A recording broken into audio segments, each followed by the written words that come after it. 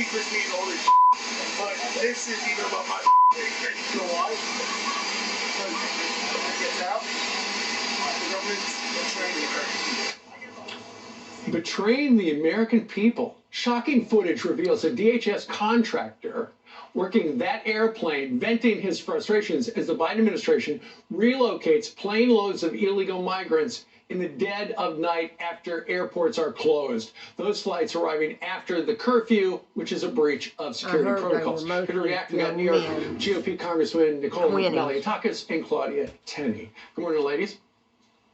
Good morning. Good morning.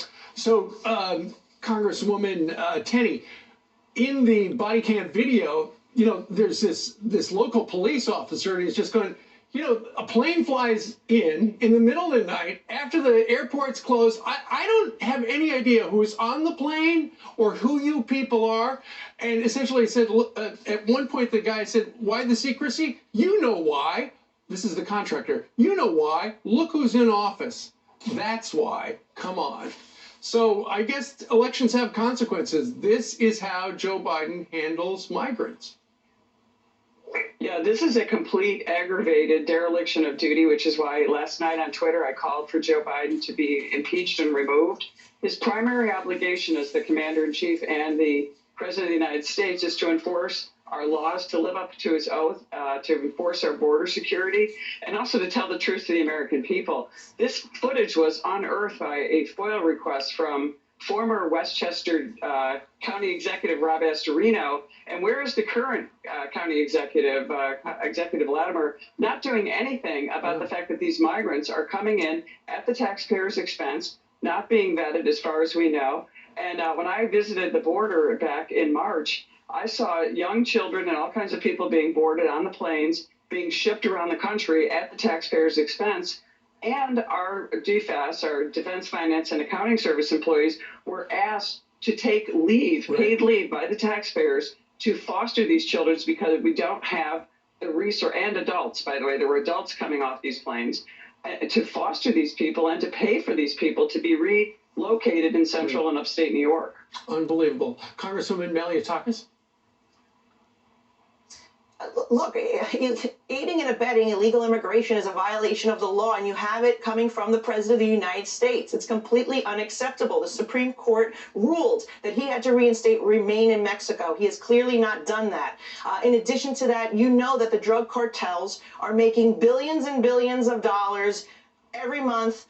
Human trafficking, drug trafficking. We have the highest rate of fentanyl deaths in this country among 18 to 45-year-olds. It's a leading cause of death. And yet this president is on the side of the drug cartels and not the American people. We have many pieces of legislation that will address this very issue, but we need to take back the House first. Well, you know, Joe Biden's got a problem with the border. He's also got a terrible problem with crime here in New York City. The mayor's going to meet with the president next week. In the meantime, the news yesterday was 6 congressional members, all Republicans, wrote a letter to the governor, Kathy Hochul, here in New York, talking about how the mayor, Eric Adams, is trying to do something about bail reform. You guys wrote a letter and you support, you know, him doing something about it. Hope she does as well. Claudia Tenney, do you have confidence the governor is on your side regarding crime?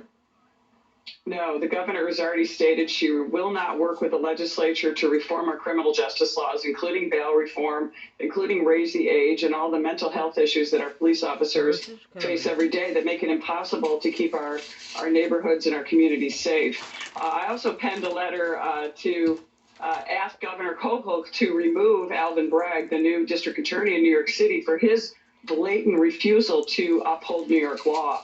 And these things, she's also saying she'll take it under advisement.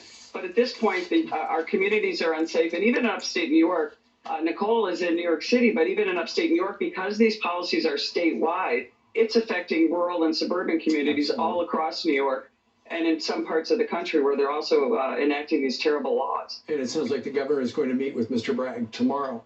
Meanwhile, Congresswoman Malliotakis, I was reading in the New York Post today, they've got an exclusive. It talks about your district. You're in New York. Apparently, Democrats are trying to, they're going to gerrymander, they're going to redraw your district so you lose. Oh, Lord.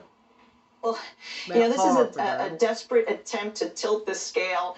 We saw what they did in Washington, right? They tried 3 times to change our election laws to tilt the scale. They even proposed to pack the court. They are now trying to gerrymander these districts. This is about trying to dilute the voice of the people of Staten Island. We will continue to fight for this district. We will continue to fight for this country. And those who want to help me in this battle, NicoleForNY.com. We need your help because this is a seat we flipped, and it's a seat we must hold on to take back the House of Representatives. Amen. I We you know both who have a wins busy in day the ahead. end. Thank you very much for starting.